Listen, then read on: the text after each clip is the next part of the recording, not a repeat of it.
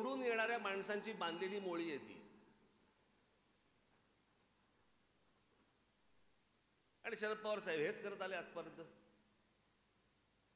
जे जे निवडून येतात त्यांना बरोबर घेतात, त्याची एक मोळी बांधतात आणि सांगतात हा माझा पक्ष. ते वेगळे झाले तरी ते निवडून येणार आहेत. हा तर झालेच. पण या महाराष्ट्रामध्ये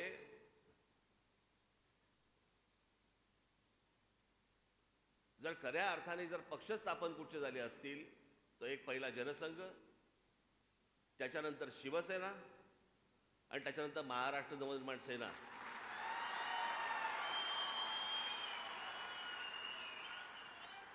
याच्यामधले 99% लोकांचा कधी कुठच्या राजकारणाशी काही संबंध नव्हता. इथे आमचा अविनाश जाधव कुठे बसला असेल? कुठे आहे? इथे. या पक्षात यायच्या आधी काय करत होता विचारा? काही नाही. म्हणजे तो काम करत होता पण राजकीय दृष्ट्या काही करत नव्हता, कुठच्याच पक्षात नव्हता.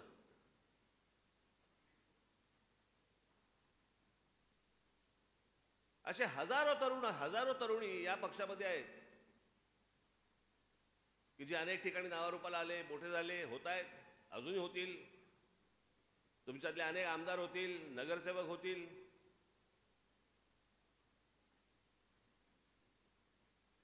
पण पेशन्स महत्वाचा आहे तुमचा त्या सगळ्या ह्याच्यात.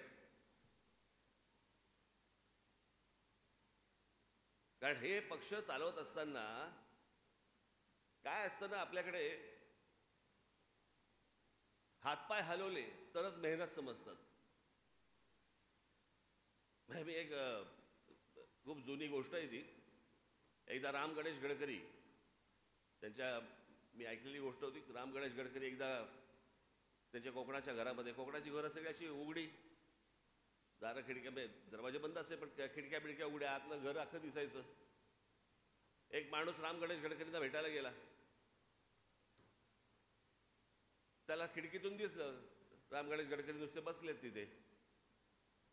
त्याने दरवाजावरती टकटक केली. त्यांच्या पत्नी आल्या. बोले काय? बोले मी जरा लांबून आलोय, गडकरी साहेबांना भेटायचंय, जरा सांगता का, जरा निरोप देता का, मी असं आलोय. ते बोले बसा तुम्ही बाहेर वरांड्यात, ते जरा कामात आहेत. अर्ध्या तासाने परत त्यांनी दरबार ठोकला. तो बोला अहो गडकरी साहेबांना सांगितलं का तुम्ही? ते बोले हो मी जरा सांगितलंय, तुम्ही बसा, ते जरा कामात आहेत.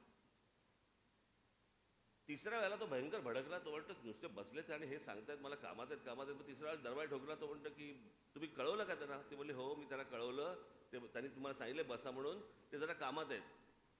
म्हणतो बाई कशाला खोटं बोलता माझ्याशी? मगापासून खिडकीबंद बघतो मी, नुसते बसलेत ते, आणि तुम्ही सांगता कामात आहेत. ते बोलते नुसते बसलेले जेव्हा असतात ना तेव्हाच ते कामात असतात. आपल्याकडे विचार करणं हे काम आहे हे कोणी मानतच नाही. हातापायाची धावपळ जेवढी करू आपण, हातापायाची धावपळ जेवढी करू त्यालाच मेहनत मानतात. पण विचार करणं याला मेहनतच नाही मानत.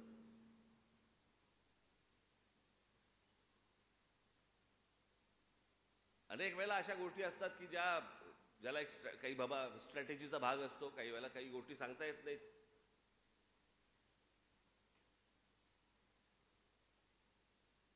काही वेळेला तुमच्यासमोर एक चित्र वेगळं उभं राहतं.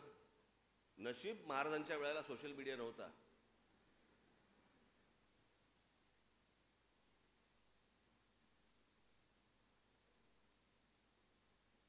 आणि आजचे पत्रकार पण नव्हते.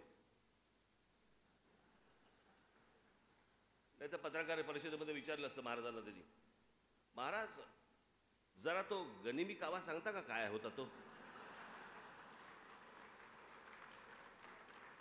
त्या दिवशी इथे मी आलो. कुठे बसले आमचे पत्रकार बांधव? हा इथेच बसलेत सगळे. त्या दिवशी मी इथे आलो, पत्रकार परिषद घेतली. काय विचारावं एका माणसाने मला प्रश्न. मला बोललाय नरेंद्र मोदी सध्या महाराष्ट्रामध्ये फिरतायत, सभा घेत आहेत, तुम्हाला वाटतं ते लोकसभेसाठी घेत असतील? मी म्हटलं चला हे माझ्या लक्षातच नाही आलं, म्हटलं ते लोकसभेसाठी घेत असतील. म्हटलं विलक्षण, म्हटलं तू माझे डोळेच उघडलेस. हा काय प्रश्न आहे?